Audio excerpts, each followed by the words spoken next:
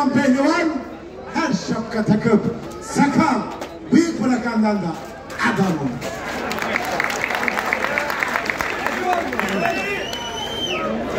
Hadi 300 minare okuyacağım. Gün oldu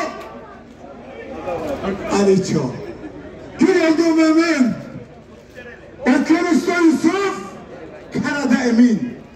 Beklerken katrancıyı Karahmet'im, pirler arasından çıka geldi Kurt Dereli Mehmet'im. Adalı kardeşi Dereli Mehmet, Bekir'in kazığından koptu kıyamet.